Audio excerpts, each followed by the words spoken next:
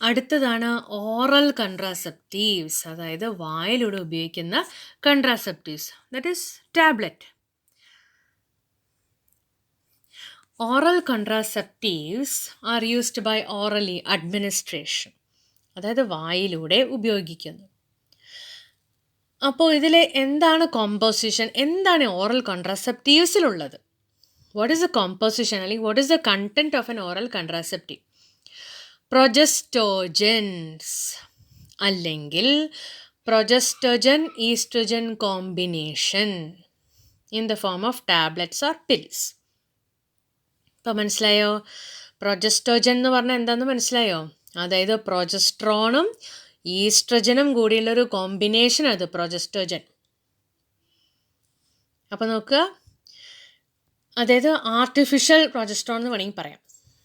ഇപ്പോൾ പ്രൊജസ്റ്റോജൻസ് അല്ലെങ്കിൽ പ്രൊജസ്റ്റോജൻ estrogen combination. പക്ഷെ ഇത് രണ്ടും എഴുതണം കേട്ടോ. ഓർന്ന് പറഞ്ഞാൽ രണ്ടും രണ്ടാണ്, അതുകൊണ്ട് രണ്ടും എക്സാമിന് എഴുതണം. അപ്പോൾ ഓറൽ അഡ്മിനിസ്ട്രേഷൻ ഏതിൻ്റെയൊക്കെയാണ്? ടാബ്ലറ്റ്സ് അല്ലെങ്കിൽ പിൽസ് ആണ്. കണ്ടന്റ് എന്താണ്? പ്രൊജസ്റ്റോജൻസ് അല്ലെങ്കിൽ പ്രൊജസ്റ്റോജൻ ഈസ്ട്രജൻ കോമ്പിനേഷൻ. ഇനി എപ്പോഴൊക്കെയാണ് മരുന്ന് കഴിക്കേണ്ടത്, എപ്പോഴാണ് ടാബ്ലറ്റ് കഴിക്കേണ്ടത്? Pills are taken daily for 21 days starting within first 5 days of menstrual cycle. അപ്പോൾ മെൻസ്ട്രൽ സൈക്കിളിൻ്റെ 5 ദിവസം, 5-ാം പക്കം എന്ന് വെക്കാം, അല്ലെങ്കിൽ ആദ്യത്തെ 5 ദിവസത്തിൽ ഏതെങ്കിലും ഒരു ദിവസം സ്റ്റാർട്ട് ചെയ്യുക.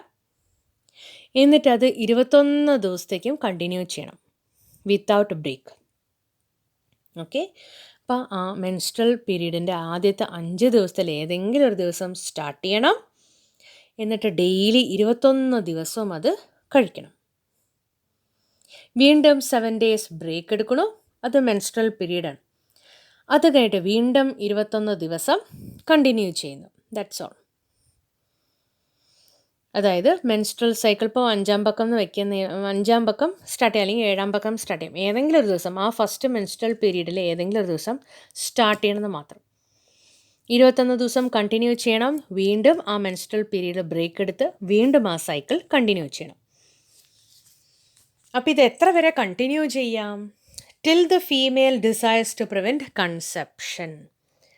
അതായത് പ്രഗ്നൻസി എത്രത്തോളം ഡിലേ ചെയ്യാൻ താല്പര്യമുണ്ടോ അത്രത്തോളം ഈ മരുന്ന് അല്ലെങ്കിൽ ഈ ടാബ്ലറ്റ്, അത്രയും സമയം ഈ ടാബ്ലറ്റ് കഴിക്കാം, കണ്ടിന്യൂ ചെയ്യാം. ഇപ്പോൾ സൈഡിലൊരു ചിത്രം കണ്ടോ? താഴെ ബ്ലൂ കളറിൽ സഹേലി എന്ന് പറയുന്ന ടാബ്ലറ്റ് ഉണ്ടോ? ഇപ്പോൾ സഹേലി നമ്മളെ കോണ്ടംസിലെ നിരോധ് എന്ന ബ്രാൻഡില്ലേ, അതേപോലെയാണ് ഈ ടാബ്ലറ്റിലൊരു പോപ്പുലർ നെയിമാണ് ഈ സഹേലി എന്നുള്ളത്. അപ്പോൾ ഇതും ചോദിക്കാറുണ്ട് കേട്ടോ. അപ്പോൾ നോക്കുക, mode of action of contraceptives, oral contraceptives. അപ്പോൾ എങ്ങനെയാണ് ഓറൽ കോൺട്രാസെപ്റ്റീവ്സിൻ്റെ പ്രവർത്തനം? They inhibit ovulation and implantation as well as alter the quality of cervical mucus to prevent retard entry of sperms.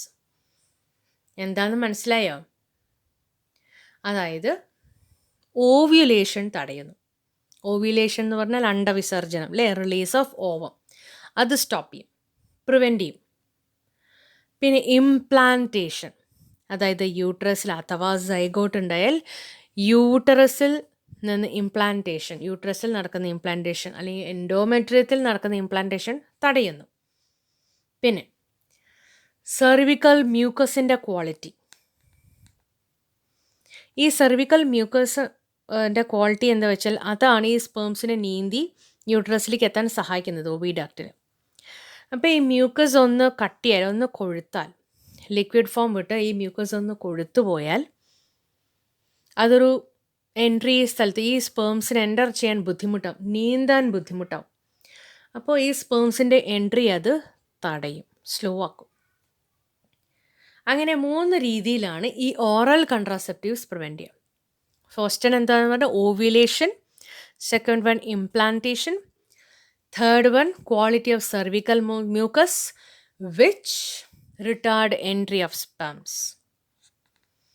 Pills are very effective with lesser side effects and are well accepted by the females. ഇപ്പോൾ സ്ത്രീകൾക്ക് ഏറ്റവും പറ്റിയൊരു കോൺട്രാസെപ്റ്റീവാണ്, കാരണം അത്രയും അധികം എഫക്റ്റീവാണ്. അത് മാത്രമല്ല side effects തീരെ ഇല്ല. അതുകൊണ്ടാണ് ഇത് കൂടുതലായിട്ടും സ്ത്രീകളുടെ ഇടയിൽ പോപ്പുലറായത്. ഓറൽ കോൺട്രാസെപ്റ്റീവ്സിൽ വളരെ പോപ്പുലറായിട്ടുള്ളൊരു ബ്രാൻഡാണ് സഹേലി. അത് നോൺ സ്റ്റീറോയിഡാണ്. അപ്പോൾ അതുകൊണ്ട് തന്നെ എന്താ പറയുക, നോൺ സ്റ്റീറോയിഡൽ എന്ന് പറഞ്ഞാൽ ഫീമെയിൽ ഹോർമോൺസ് ഇല്ലാത്ത പക്ഷം അത് സൈഡ് എഫക്ട്സേ ഇല്ല. ഇപ്പോൾ നോൺ സ്റ്റീറോയിഡൽ ഓറൽ കോൺട്രാസെപ്റ്റീവാണ്, ന്യൂ വൺ ആണ് സഹേലി. ഇതെങ്ങനെയാ വെച്ചാൽ ആഴ്ചയിൽ 1 കഴിച്ചാൽ മതി. Once a week pill. ഇത് തന്നെ ക്വസ്റ്റ്യൻ പേപ്പറിൽ ചോദിക്കാറുണ്ട് കേട്ടോ. വൺസ് എ വീക്ക് പിൽ ഏതാണ്? അപ്പോൾ ഇതിൻ്റെ ബെനിഫിറ്റ് എന്താണ്? അപ്പോൾ വൺസ് എ വീക്ക് പിൽ എന്ന് പറഞ്ഞാൽ ദാറ്റ് ഇസ് സഹേലി.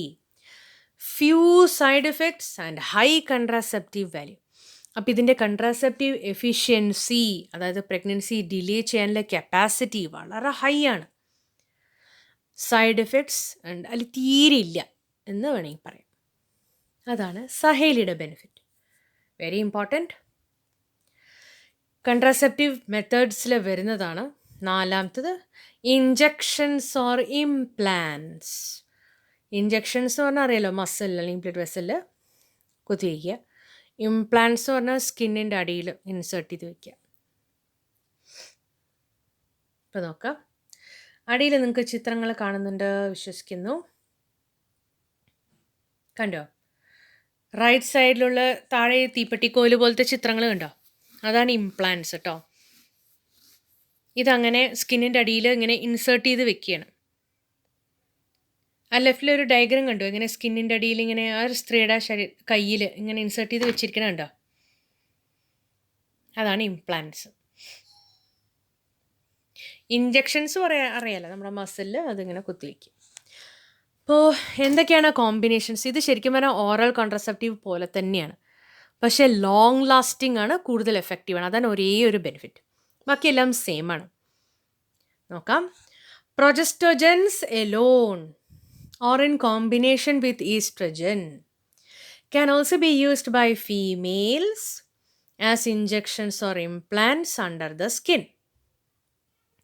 അപ്പോൾ മറ്റേല് ടാബ്ലറ്റ് രൂപത്തിലായിരുന്നു, ഇത് ലിക്വിഡ് രൂപത്തിലാണ്. അപ്പോൾ ഇഞ്ചക്ഷൻ എടുക്കാം, അല്ലെങ്കിൽ സ്കിന്നിൻ്റെ അടിയിൽ ഇംപ്ലാൻസ് വയ്ക്കാം.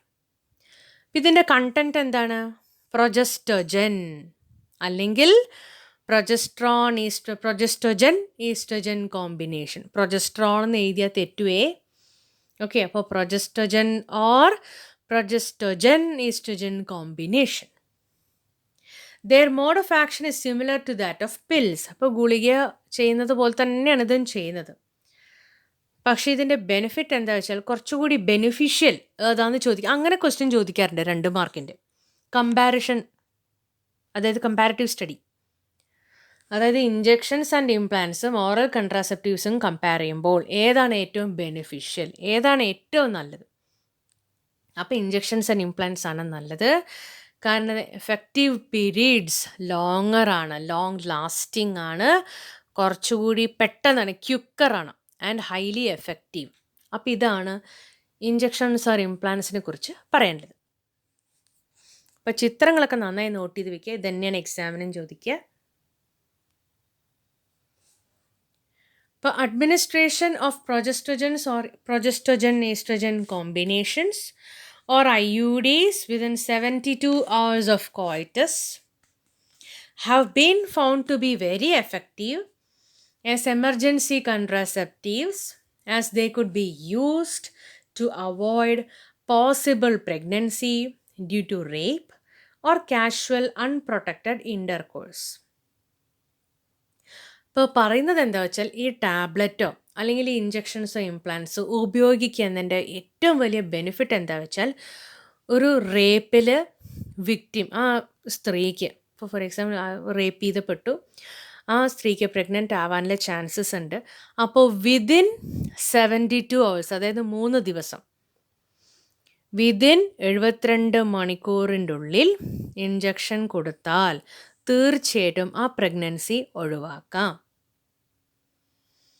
ഇനി ഇപ്പോൾ ചില കപ്പിൾസ് ഇങ്ങനത്തെ കൺട്രസെപ്റ്റീവ് മെത്തേഡ്സ് ഒന്നും ഉപയോഗിക്കാതെ ഇൻ്റർകോഴ്സിൽ ഏർപ്പെടുന്നു. അപ്പോൾ ആ സ്ത്രീക്ക് സംശയം വന്ന് പ്രഗ്നൻ്റ് ആവുമോ എന്നുള്ളത്. അങ്ങനെയാണെങ്കിൽ അങ്ങനെയുള്ള കേസിലും ഇഞ്ചക്ഷൻ നൽകിയാൽ അല്ലെങ്കിൽ ടാബ്ലറ്റ് കഴിച്ചാൽ തീർച്ചയായിട്ടും പ്രഗ്നൻസി ഒഴിവാക്കാം. അപ്പോൾ ഇതാണ് ഇതിൻ്റെ ഏറ്റവും വലിയ ബെനിഫിറ്റ് എന്ന് പറയുന്നത്. ഇനി അടുത്തതാണ് സർജിക്കൽ മെത്തേഡ്സ്. ലാസ്റ്റ് കൺട്രസെപ്റ്റീവ് മെത്തേഡാണ് കേട്ടോ, surgical methods. Surgical methods are also called sterilisation. അതായത് സ്റ്റെറൈലാക്കണം, ഫെർട്ടിലിറ്റി ഇല്ലാതാക്കണം, അതായത് മക്കൾ ഉണ്ടാകാനുള്ള കപ്പാസിറ്റി ഇല്ലാതാക്കണം, ആ കഴിവിനെ ഇല്ലാതാക്കണം. എങ്ങനെ?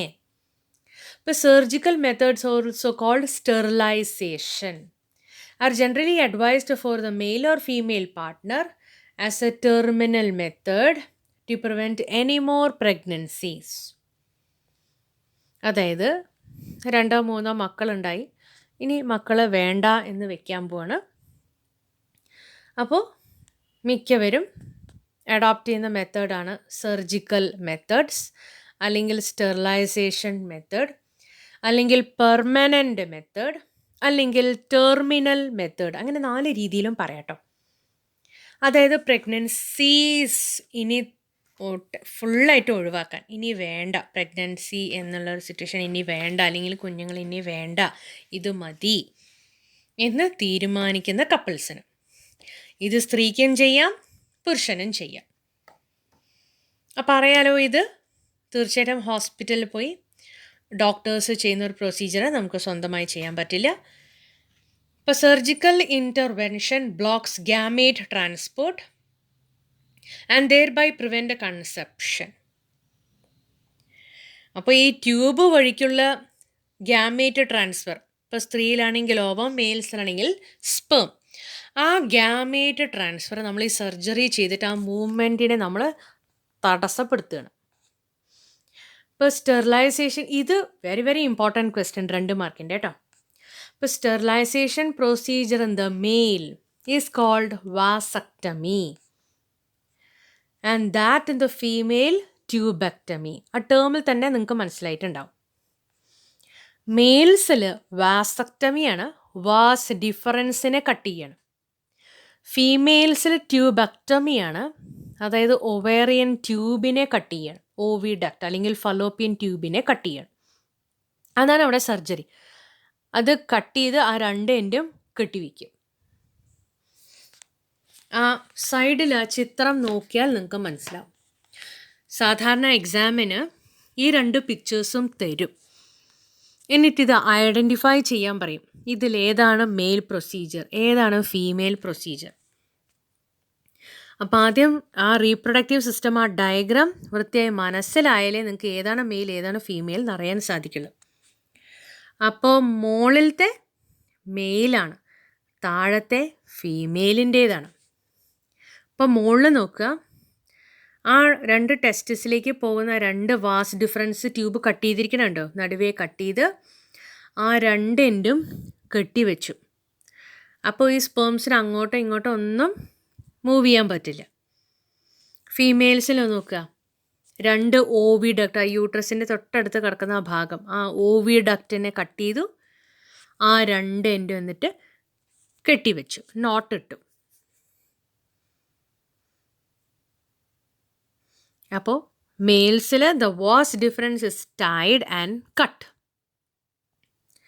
ഫീമെയിൽസിൽ the fallopian tube is tied and cut. Very important of വാസക്ടമിയും ട്യൂബക്ടമി. ഇപ്പോൾ വാസക്ടമിയിൽ a small part of vas deferens is removed or tied up through a small incision on the scrotum. അപ്പോൾ ഇത് സാധാരണ കീ ഹോൾ സർജറിയാണ് ചെയ്യാറുള്ളത്. That is scrotum, ആ വൃഷണസഞ്ചിയിലൂടെയാണ് key hole ഉണ്ടാക്കിയിട്ട് അതിലൂടെ വാസ് ഡിഫറൻസിനെ കട്ട് ചെയ്യുന്നു. കട്ട് ചെയ്ത് രണ്ട് എൻഡും കെട്ടിവെക്കുന്നു. അല്ലെങ്കിൽ വാസ് ഡിഫറൻസിൻ്റെ ഇടയിൽ നിന്ന് ചെറിയൊരു കഷ്ണം മുറിച്ച് മാറ്റുന്നു. അപ്പോൾ in vasectomy A small part of vas deferens is cut and removed or tied up through a small incision on the scrotum.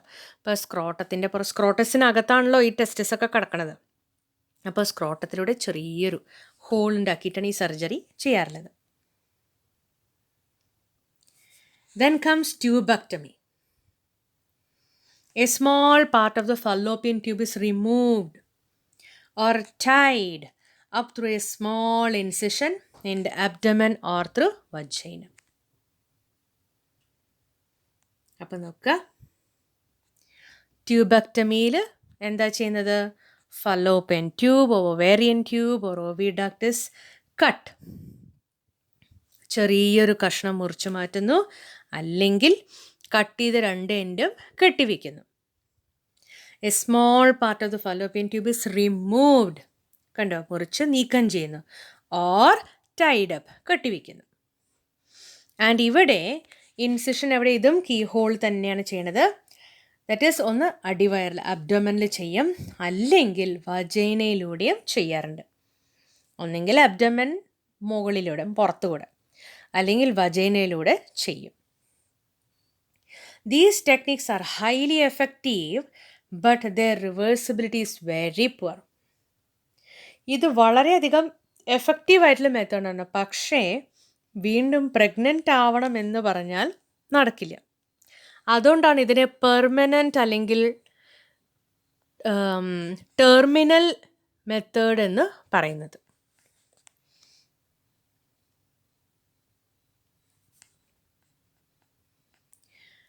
ഇനി ഈ കൺട്രാസെപ്റ്റീവ് മെത്തേഡ്സ് ഉപയോഗിക്കുമ്പോഴുള്ള സൈഡ് എഫക്ട്സ് എന്തൊക്കെയാണ്, ഇൽ എഫക്ട്സ് എന്തൊക്കെയാണ്? അപ്പോൾ ഈ കൺട്രാസെപ്റ്റീവ് മെത്തേഡ്സ് എന്ന് പറഞ്ഞാൽ തന്നെ നാച്ചുറൽ ഒഴിച്ച് ബാക്കിയെല്ലാം ആർട്ടിഫിഷ്യലായിട്ട് നമ്മൾ പ്രകൃതിദത്തമായിട്ടുണ്ടാകുന്ന ഒരു കാര്യത്തിന് നമ്മൾ തടസ്സപ്പെടുത്തുകയാണ്, അല്ലേ? ആർട്ടിഫിഷ്യലായിട്ട് നമ്മളതിനെ തടസ്സം ചെയ്യണം. സോ തീർച്ചയായിട്ടും സൈഡ് എഫക്ട്സ് ഉണ്ടാവും. നാച്ചുറൽ മെത്തേഡ്സിന് ഒട്ടും തന്നെ സൈഡ് എഫക്ട്സ് ഇല്ല. അപ്പോൾ ഈ കൺട്രാസെപ്റ്റീവ് ഉപയോഗിക്കുമ്പോൾ ഒന്നെങ്കിൽ പ്രഗ്നൻസി പ്രിവെൻ്റ് ആവും, ഡിലേ ചെയ്യും, അല്ലെങ്കിൽ പ്രഗ്നൻസി സ്പേസ് ചെയ്യാം. ഈ 3 കാര്യങ്ങൾക്കാണ് നമ്മൾ കൺട്രാസെപ്റ്റീവ്സ് ഉപയോഗിക്കുന്നത്. To prevent pregnancy, to delay pregnancy, to space pregnancy. അതായത് പ്രഗ്നൻസി തീരെ ഒഴിവാക്കാൻ, അതായത് ഇപ്പോൾ വേണ്ട പിന്നെ മതി എന്ന കാര്യത്തിൽ, പിന്നൊന്ന് ആദ്യത്തെ കുഞ്ഞുണ്ടായി രണ്ടാമത്തെ കുട്ടി പതുക്കെ മതി. അങ്ങനെ ഈ 3 സിറ്റുവേഷൻസിലാണ് ഈ കോൺട്രാസെപ്റ്റീവ്സ് ഉപയോഗിക്കാറുള്ളത്. അപ്പോൾ പോസിബിൾ ഇൽ എഫക്ട്സ് എന്തൊക്കെയാണ് ഇൽ എഫക്ട്സ്? നോസിയ എന്ന് പറഞ്ഞാൽ ഈ തലവേദന, ഛർദ്ദിക്കാൻ വരിക, ദാറ്റ് ഈസ് ആഹാരം പിടിക്കില്ല, വയറ് ഫുള്ളായ പോലെ ഒരു അണീസിനെസ് തോന്നും. അബ്ഡോമിനൽ പെയിൻ, വയറുവേദന, ബ്രേക്ക് ത്രൂ ബ്ലീഡിങ്, ചിലർക്ക് ഈ മെൻസ്ട്രൽ സൈക്കിൾ നടക്കുന്ന പോലെ തന്നെ ചിലപ്പോൾ ബ്ലീഡിങ് ഉണ്ടാകാം. Irregular menstrual bleeding, that is correct ദിവസങ്ങൾ 1 to 5 ദിവസങ്ങളാകുമ്പോഴേക്കും കഴിയണം, പക്ഷെ ചിലർക്ക് കഴിയേയില്ല, ബ്ലഡ് വന്നുകൊണ്ടേയിരിക്കും. Breast cancer. അപ്പോൾ അത്രയും സിഗ്നിഫിക്കൻ്റ് അല്ലെങ്കിൽ അത്രയും ഡേഞ്ചറസ് ആയിട്ടുള്ള സിംറ്റംസ് ഇല്ലെങ്കിൽ ഇതൊക്കെ ഒഴിവാക്കാം, അല്ലെങ്കിൽ മൈൻഡ് ചെയ്യണ്ട എന്നാണ് പറയുന്നത്.